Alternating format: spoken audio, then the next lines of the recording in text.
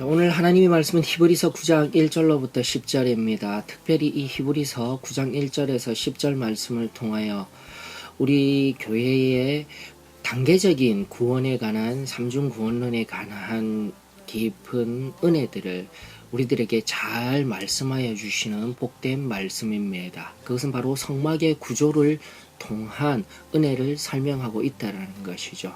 자, 성막이라는 것은 회막이라고도 합니다. 옛적에 모세를 통하여 하나님께서 그 모형을 주셨으며 나아가 성전을 통하여서 동일하게 그 원리들은 그 구조와 설계들은 이스라엘 백성들에게 주어졌으며 영적으로도 동일합니다. 먼저 첫 번째로 우리가 생각하여야 할 구원, 바로 구원은 성막들 앞에서 이루어지는 온갖 동물들의 희생제사와 관련되어져 있습니다. 여러분들 상상을 한번 해보셔요. 그 성막들 앞에서 울부짖으며 죽어가는 그 동물들 앞에서 그 동물들의 울음뿐만이 아니라 내 죄를 대속하고 있는 그 동물과 함께 눈물을 흘리며 자신의 죄를 전가시키고 있는 죄인의 모습도 기억하여야 합니다. 그렇습니다.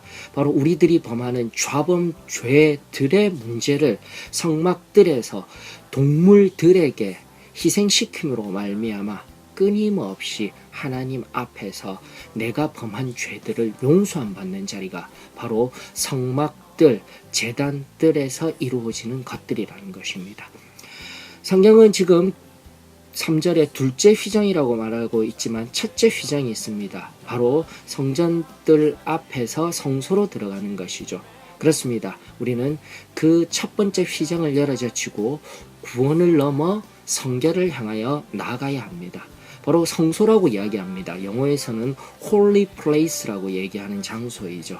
바로 그 성소로 들어가게 되면 바로 바라보이는 곳에 금향단이 있으며 날마다 아침마다 하나님 앞에 금향단을 올리는 제사장들과 같이 우리가 성결함이라는 것을 받기 위해서는 반드시 헌신이 필요하다라는 것을 나타내주는 세 가지 예물들이 있습니다. 바로 그 첫 번째가 금향단입니다. 매일 아침마다 제사장들이 향단에 향을 올려드렸듯이 우리도 매일 아침마다 하나님 앞에 오늘 이 하루를 하나님 앞에 지켜달라고 헌신하며 기도하는 것이 필요합니다. 그리고 이제 왼쪽을 살펴보게 되면 금촛대가 있습니다. 7개의 등잔을 가진 하나의 촛대가 있는데 그것은 바로 말씀을 의미합니다. 말씀의 빛이 날마다 우리 삶에 비추어져야 합니다.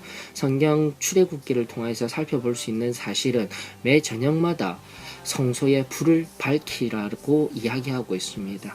그렇습니다. 잠들기 전 우리 늘 매일 읽는 성경 읽기표를 통하여서 성경 일독 할 수 있는 은혜가 있기를 원합니다. 하나님의 말씀은 내 발의 빛입니다. 늘 진정한 헌신은 하나님 앞에 말씀을 늘 읽음으로 말미암아 묵상으로 말미암아 이루어지는 것을 우리가 꼭 깨달아 알기를 원합니다. 자, 오른쪽을 살펴보게 되면 이제 떡 상자가 있습니다. 즉 이스라엘 12지파를 상징하며 또다시 완전한 12의 숫자를 상징하며 매 안식일마다 그 떡을 바꿈으로 말미암아 교체함으로 말미암아 늘 주일날 우리 하나님 앞에 나와 엎드려 자신을 하나님 앞에 헌신하며 예배 드리는 자로 살아감을 우리에게 나타내 주고 있다라는 것입니다. 항상 순결함을 상징하는 것들이에요. 늘 교체되어짐으로 말미암아 그렇습니다. 바로 그 성소라는 곳에서는 우리 안에 원죄로부터 받아있던 쓴뿌리들을 예수 그리스도의 보혈로 말미암아 첫 번째 휘장을 넘어 그 보혈의 은혜로 말미암아 지금과 말씀드린 금향단 위에 올려드리는 기도와 같이 금촛대에서 늘 밝히는 말씀의 빛과 같이 또 매주마다 교체되어지는 그 헌신으로 말미암아 자기 자신을 뒤돌아봄으로 말미암아 항상 순결한 가운데 가는 이 성결, 우리에게 참된 이 비밀을 알려주신 하나님의 은혜에 감사를 드립니다. 우리가 마지막을 향하여서 나아가 보았으면 좋겠습니다. 바로 두 번째 휘장, 이것은 함부로 들어갈 수가 없었던 곳입니다. 즉 성막 시절, 성전 시절 동일합니다. 바로 그 성소를 지날 수 있는 유일한 날은 대속죄일이라 명명되어졌으며 또 그 두 번째 휘장을 지나갈 수 있는 유일한 사람은 대제사장 한 사람밖에 없었습니다. 그것도 또한 동물의 피를 가지고 나뿐만이 아니라 온 이스라엘 백성들의 죄를 속죄하기 위하여 하나님의 영광, 케루빔의 영광이 거하고 있는 그 시운소 안으로 들어가 피를 뿌리며 속죄하는 그 대제사장을 우리는 기억하여야 합니다. 바로 마지막 세 번째 성령의 침례의 원리가 거기에 들어가 있는 것입니다. 그것은 성령이 그득히 임재한 장소였습니다. 하나님의 영광이 보관된 법궤가 있었습니다. 그 은혜 가득한 그곳에 우리가 예수 그리스도의 피 보혈로 말미암아 동일합니다. 원리는 동일합니다.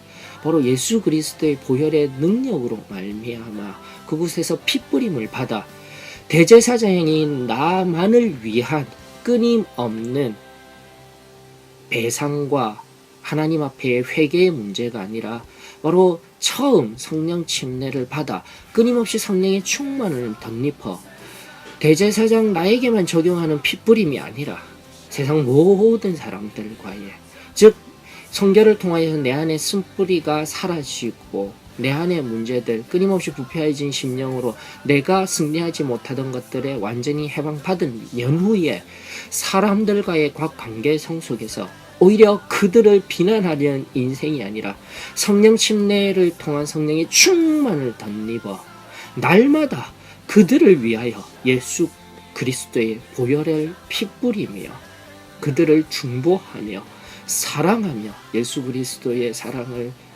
드러내며 섬기는 자리에 나아가는 것이 진정한 성령 침례를 받은 우리, 그리고 성령의 충만함으로 살아가는 승리하는 사람의 진정한 모습임을 오늘 이 히브리서 말씀을 통해서 우리가 깨달을 수 있기를 원합니다.